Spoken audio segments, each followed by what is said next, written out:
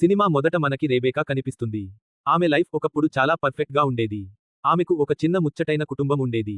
తన భర్త, కొడుకు అందరూ ఎంతో సంతోషంగా ఉండేవారు. రెబెకా భర్త పీటర్ ఒక చర్చిలో వర్క్ చేసేవాడు.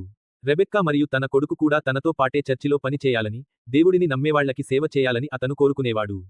రెబెకా కూడా పీటర్ మాట విని తన కొడుకుతో కలిసి చర్చికి వెళ్లడం మొదలుపెట్టింది.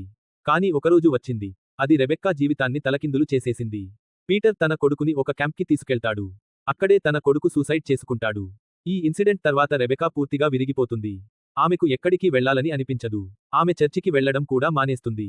తన దుఃఖాన్ని మర్చిపోవడానికి ఆమె డ్రగ్స్ వాడటం మొదలు పెడుతుంది. ఈ విధంగా పీటర్, ఎవరికైతే సొసైటీలో చాలా రెస్పెక్ట్ ఉండేదో, అతను రెబెక్కా చేస్తున్న పనుల వల్ల విసిగిపోతాడు. అతను రెబెకాతో ఒక మాట చెప్తాడు. నీకు కేవలం 1 సంవత్సరం టైం ఉంది. ఒకవేళ నువ్వు నిన్ను నువ్వు బాగు చేసుకోకపోతే, నేను నిన్ను వదిలేసి వెళ్ళిపోతాను. రెబెకాకి పీటర్ అంటే చాలా ఇష్టం, తనని వదిలి ఉండటం ఆమెకు అస్సలు ఇష్టం లేదు. అందుకే ఆమె ఒక నిర్ణయం తీసుకుంటుంది. ఈ రోజు నుండి పీటర్ ఏదైతే కోరుకుంటున్నాడో అదే చేస్తానని. పీటర్ తన ఫ్రెండ్ అయిన మేరియంకి ఒక డ్యూటీ అప్పగిస్తాడు. మేరియం పీటర్తో పాటే చర్చిలో పని చేసేది. రెబెక్కాకి కౌన్సెలింగ్ ఇచ్చే బాధ్యత మేరియంకి ఇచ్చి, పీటర్ వేరే ఇంటికి షిఫ్ట్ అయిపోతాడు. ఎందుకంటే రెబెక్కా పూర్తిగా కోలుకున్నాకే తను ఆమెని కలుస్తానని డిసైడ్ అవుతాడు. టైం గడిచిపోతుంది. రెబెక్కా మరియు పీటర్ కలిసి ఉండక దాదాపు 1 సంవత్సరం అవుతుంది. మనం రెబెక్కాని చూస్తాం. ఈ 1 సంవత్సరంలో ఆమె పరిస్థితి ఇంకా దారుణంగా తయారవుతుంది. ఆమె డ్రగ్స్ తీసుకోవడం లేదు కానీ, ఆమెకు హాలూసినేషన్స్ అంటే లేనివి ఉన్నట్టు అనిపించడం వస్తుంటాయి. ఆ ఇంట్లో ఎవరో ఉన్నారని ఆమెకు అనిపిస్తుంటుంది. ఎవరో తనని ఫాలో అవుతున్నారని, తనని చంపాలని చూస్తున్నారని ఆమె ఫీల్ అవుతుంది. ఎవరో ఒకరు రాత్రిపూట వాళ్ల ఇంటికి వచ్చి పీటర్ ఆఫీసులో కూర్చుంటున్నారని ఆమెకు అనిపిస్తుంది.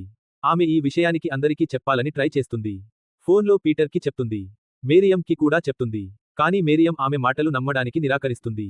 పీటర్ అయితే ఒక అడుగు ముందుకు వేసి, నువ్వు ఇంకా నీ పాత అలవాట్లు వదల్లేదు అనుకుంటా, నువ్వు ఇంకా డ్రగ్స్ తీసుకుంటున్నావు, అని అంటాడు. ఇవన్నీ విన్నాక రెబెక్కా కూడా సరే అని ఒప్పుకుంటుంది. బహుశా ఇవన్నీ నా భ్రమలే ఏమో అని.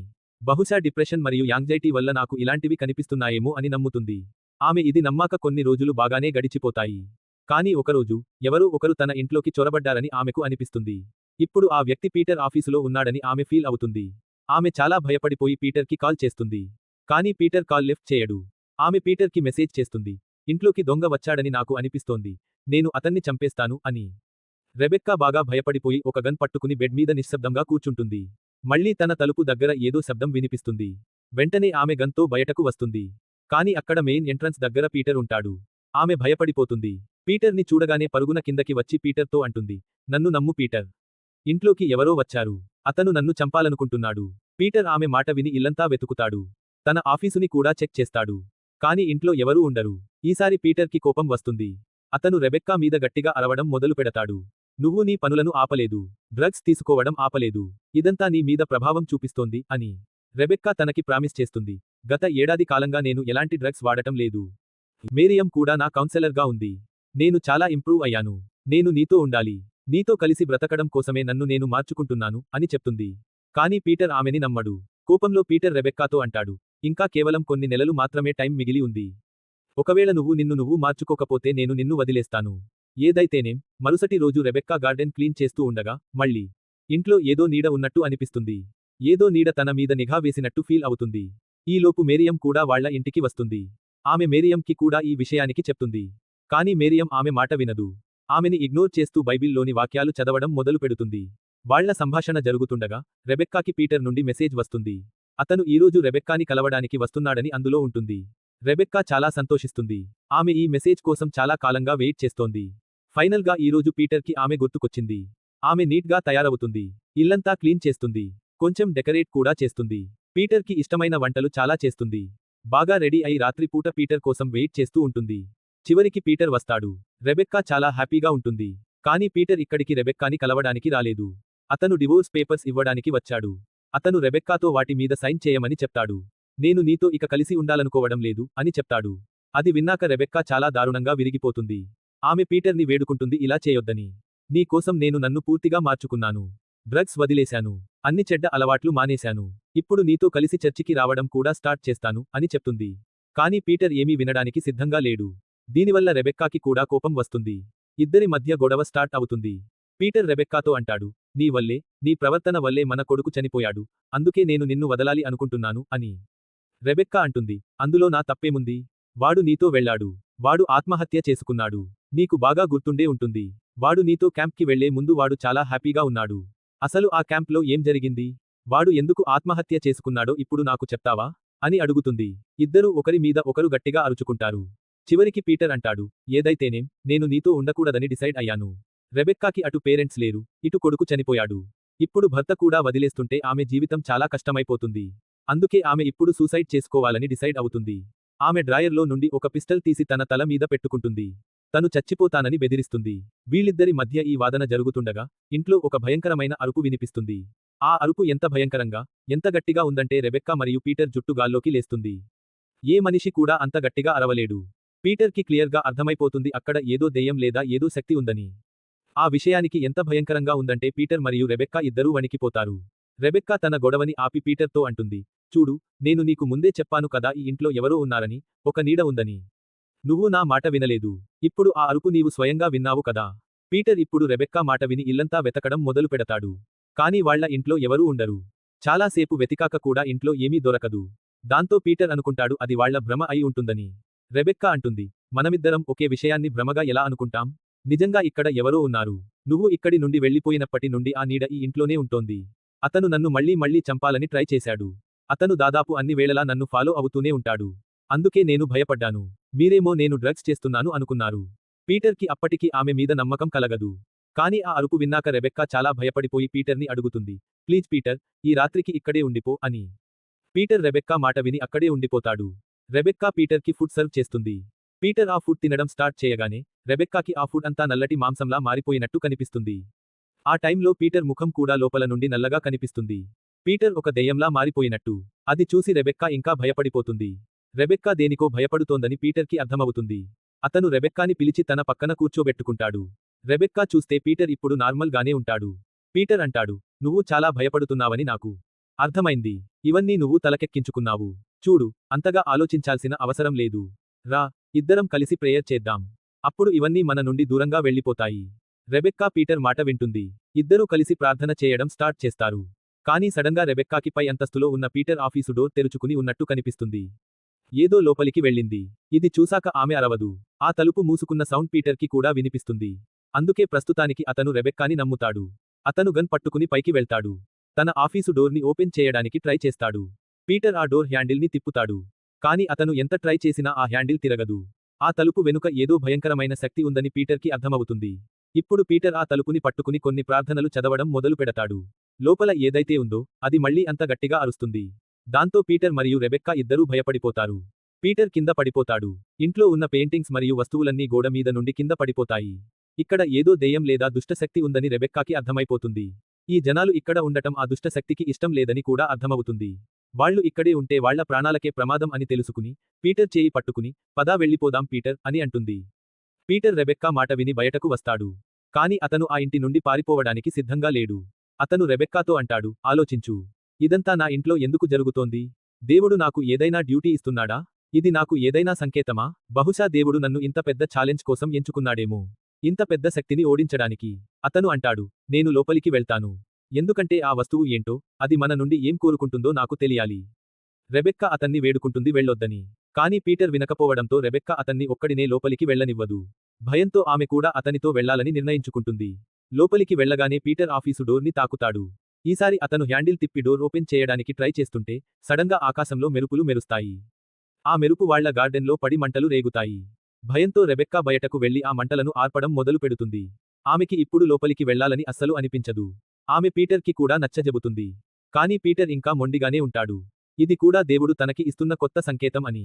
అతను అంటాడు, దేవుడు నాకు చాలా పెద్ద టాస్క్ ఇచ్చాడు. నేను దాన్ని పూర్తి చేస్తాను. వాళ్ల ఇంట్లో ఉన్న ఆ శక్తి పీటర్ మెదడుని ప్రభావితం చేసిందని రెబెక్కాకి అర్థమైపోతుంది. అందుకే పీటర్ దేనికి ఒప్పుకోవడం లేదు. ఆమె బలవంతంగా పీటర్తో కలిసి మళ్లీ ఇంట్లోకి వెళ్తుంది. ఆమె వాష్రూమ్కి వెళ్ళినప్పుడు బాత్టబ్లో నుండి ఒక భయంకరమైన నల్లటి పెద్ద హస్తం బయటకు రావడం చూస్తుంది. ఆ చేయి ఆమె వైపు వస్తుంటే ఆమె గొంతు నులిమేసినట్టు అనిపిస్తుంది. అప్పుడే బయట ఏదో పగిలిన సౌండ్ వస్తుంది. ఆ చేయి మాయమైపోతుంది.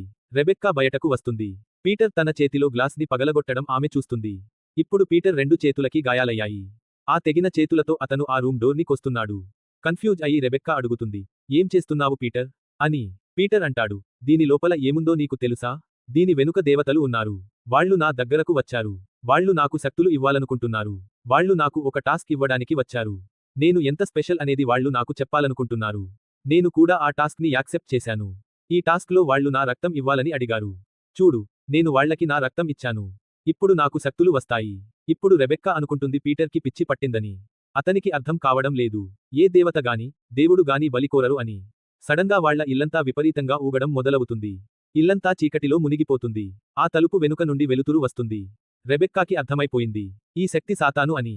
ఈసారి సాతాను వాళ్ళ ఇంటికి వచ్చాడు. పీటర్ని మళ్ళీ రక్తం ఇమ్మని అడుగుతుంది. పీటర్ తన రక్తాన్ని తలుపు కింద నుండి పోస్తాడు. ఆ రక్తం అక్కడి నుండి మాయమైపోతుంది. తలుపు కింద నుండి నల్లటి శక్తులు బయటకు వస్తాయి. అవి పీటర్ తలుపు మీద ఉన్న సిలువని పారేసి పీటర్కి శక్తులు ఇస్తాయి. ఇవి చీకటి శక్తులు. పీటర్ గాయాలు వాటంతట అవే మానిపోవడం రెబెక్కా చూస్తుంది. అది చూస్తూ పీటర్ పిచ్చిగా నవ్వుతాడు. ఏదేమైనా అతను ఈ శక్తులన్నింటినీ ఒక్కసారిగా తట్టుకోలేక స్పృహ కోల్పోతాడు. ఈ ఇల్లు ఇంకా డేంజరస్ గా మారిందని గ్రహించిన రెబెక్కా పీటర్ని తీసుకుని తన ఫ్రెండ్ మేరియం ఇంటికి వెళ్తుంది. వాళ్ళు మేరియంకి అంతా చెప్తారు. మేరియంకి ఇవన్నీ నమ్మడం కష్టమైపోతుంది. నిజంగా ఆ ఇంట్లో నీడ ఉందా? రెబెక్కా ఏమో ఒక దెయ్యపు నీడ ఉందని అంటోంది. పీటర్ ఏమో తనకి శక్తులు ఇచ్చిన దేవతలు ఉన్నారని అంటున్నాడు. ఎవరిని నమ్మాలో మేరియంకి అర్థం కాదు. ఆ ఇంట్లో ఏదో జరిగిందని, దానివల్ల వీళ్ళిద్దరూ డిస్టర్బ్ అయ్యారని ఆమె గ్రహిస్తుంది. ఆమె అంటుంది, ఒక పని చేయండి. ఈ రోజుకి మీరు రెస్ట్ తీసుకోండి. రేపు పొద్దున్న దీని గురించి మాట్లాడదాం. వాళ్ళు పడుకోవడానికి వెళ్తారు. రెబెక్కా పడుకున్నప్పుడు మళ్ళీ ఆ పెద్ద దెయ్యపు చేతులు తన వైపు వస్తున్నట్టు అనిపిస్తుంది. అవి తన గొంతు నులిమేస్తాయి. రెబెక్కా భయంతో నిద్రలేస్తుంది. అక్కడ ఎవరూ ఉండరు. ఆమె తన భర్త రూమ్ ని చెక్ చేయడానికి వెళ్తుంది కానీ పీటర్ అక్కడ ఉండడు. విచిత్రం ఏంటంటే మేరియం కూడా అక్కడ లేదు. సడన్గా రెబెక్కాకి ఒక ఆలోచన వస్తుంది. పీటర్ మేరియంని తన ఇంటికి తీసుకెళ్లాడా? వాళ్ళిద్దరినీ కాపాడటానికి ఆమె తన ఇంటి వైపు ప్రయాణం మొదలు పెడుతుంది. బయట నుండి రెబెక్కా చూస్తుంది. మేరియం మరియు పీటర్ ఇద్దరూ ఆ దెయ్యపు శక్తులను ఆరాధిస్తున్నారు. ఆమె పైకి వెళ్లి గట్టిగా అరుస్తుంది. ఏం చేస్తున్నారు మీరు? అని. ఆ టైంలో పీటర్ చాలా హ్యాపీగా ఉంటాడు. అతను రెబెక్కాతో అంటాడు, ఇప్పుడు మీ అందరికీ నిజం చెప్తాను. ఇవి దేవుడి శక్తులు కావు, ఇవి దెయ్యపు శక్తులు. ఇవి నా చిన్నప్పటి నుండి నాతోనే ఉన్నాయి. నేను ఎప్పుడూ వీటిని ఫాలో అవుతూ ఆరాధిస్తూనే ఉంటాను. ఇప్పుడు నువ్వు కూడా వీటిని ఆరాధించాలని నేను కోరుకుంటున్నాను. చూడు, మేరియం ఏం చేస్తోందో. ఆమె అంటుంది, మనం పెద్దగా ఏం చేయనక్కర్లేదు. కేవలం ఈ శక్తికి మన రక్తం ఇస్తే చాలు, అప్పుడు ఈ శక్తి మనకు కావాల్సిన పనులన్నీ చేస్తుంది. రెబెక్కాకి ఏం చేయాలో అర్థం కాదు. ఆమె ఈ తప్పు పని చేయలేదు. ఆమెకి అక్కడి నుండి పారిపోవాలని ఉంటుంది. కానీ పీటర్ ఆమెని పట్టుకుంటాడు. మేరియం రెబెక్కాతో అంటుంది, అతనికి కాదు అని చెప్పకు. ఒకవేళ నువ్వు కాదు అంటే నీ అంతం కూడా నువ్వు చూస్తావు. నీకు తెలుసా, నీ కొడుకు కూడా దీనికి కాదు అన్నాడు. అప్పుడు వాడికి ఏమైందో తెలుసా? వాడు చనిపోయాడు. తన కొడుకు చావుకి వీళ్లే కారణం అని తెలిసి రెబెక్కా కళ్ళు తేలేస్తుంది. పీటర్ ఇప్పుడు రెబెక్కాతో అంటాడు, చూడు, మేరియం తన రక్తం ఎలా ఇస్తుందో. రెబెక్కాకి అది ఇష్టం లేదు. ఆమె పారిపోవాలని చూస్తుంది కానీ పీటర్ గన్ పాయింట్లో తనని పట్టుకుంటాడు. మేరియం తన చేయి కోసుకుని ఆ రక్తాన్ని తలుపు కింద వేస్తుంది. ఆమె తన మణికట్టు కోసుకోవడంతో స్పృహ కోల్పోతుంది. అప్పుడు అదే నల్లటి నీడ మేరియంని తలుపు కింద నుండి లోపలికి లాగేస్తుంది. అది చూసి రెబెక్కా చాలా భయపడిపోయి పారిపోవడానికి ట్రై చేస్తుంది. కానీ పీటర్ అంటాడు, భయపడకు. రా, ఇప్పుడు నీ వంతు. రెబెక్కా మెట్లు దిగి పరుగున వస్తుంది. కానీ పీటర్ మెట్లు వాడకుండానే సడన్గా ఆమె ముందు నిలబడతాడు. అతను ఒక దెయ్యంలా మారిపోయాడు. అతను ఇప్పుడు ఏదైనా చేయగలడు. అతను రెబెక్కాని ఆపుతాడు. రెబెక్కా తనని తాను వాష్రూంలో లాక్ చేసుకుంటుంది. పీటర్ అంటాడు, ఏం జరగదు, ఎంతకాలం అని పారిపోతావు? రా, బయటకు రా. ఈ దెయ్యానికి నీ రక్తం ఇచ్చేయ్, అప్పుడు నీకు నాకు మధ్య అంతా నార్మల్ అయిపోతుంది. అతను ఇప్పుడు తన కొడుకు క్యాంప్లో ఉన్నప్పటి స్టోరీ చెప్తాడు. అతను అంటాడు, క్యాంప్లో నేను వాడికి చెప్పడానికి ట్రై చేశాను. ఈ శక్తులు ఎంత మంచివో, ఇవి ఎంత చేయగలవో. కానీ వాడు కూడా నీలాగే బిహేవ్ చేశాడు. వాడు నా మాట వినలేదు, అందుకే వాడికి ఏమైందో చూడు. నా దెయ్యం నాకు చెప్పింది కాబట్టే నేనే వాణ్ణి చంపాల్సి వచ్చింది. రెబెక్కాకి ఇంకో షాక్ తగులుతుంది. పీటర్ తన సొంత కొడుకునే ఎలా చంపగలడు? రెబెక్కాకి కోపంతో పిచ్చెక్కిపోతుంది. పగ తీర్చుకోవాలని నిర్ణయించుకుంటుంది. ఆమె డోర్ ఓపెన్ చేసి పీటర్తో అంటుంది, నేను రెడీ. నువ్వు చెప్పినట్టే చేస్తాను. నేను ఇప్పుడు ఆ దెయ్యానికి నా రక్తం ఇస్తాను. రెబెక్కా పైకి ఆ ఆఫీసు రూమ్కి వెళ్తుంది. పీటర్ ఆమెకి ఆ పూజ ఎలా చేయాలో చెప్తుండగా రెబెక్కా తన గన్ తీసి అతన్ని షూట్ చేస్తుంది. పీటర్ చనిపోగానే ఇల్లంతా మళ్లీ ఊగడం మొదలవుతుంది. ఆ తలుపు మళ్లీ తెరుచుకుంటుంది. నల్లటి శక్తులు బయటకు వచ్చి గాయపడిన పీటర్ని లోపలికి లాగేస్తాయి. ఆ దెయ్యం పీటర్ని ఏం చేసిందో చూపించదు కానీ సడన్గా ఒక భయంకరమైన శబ్దం వచ్చి ఇల్లు మళ్లీ పాతలాగే నార్మల్ అయిపోతుంది. పీటర్ చనిపోగానే ఆ దెయ్యం కూడా ఇంటిని వదిలేసిందని రెబెక్కాకి అర్థమైపోతుంది. ఎందుకంటే ఆ దెయ్యం మరియు శక్తులు పీటర్ వల్లే ఇక్కడ ఉన్నాయి. ఇప్పుడు రెబెక్కా ఆ ఇంట్లో సేఫ్ గా ఉంది కానీ ఒంటరిదైపోయింది. ఆమె ఈ జీవితాన్ని ఒంటరిగానే గడపాలని నిర్ణయించుకుంటుంది. ఈ కథ ఇక్కడితో ముగుస్తుంది.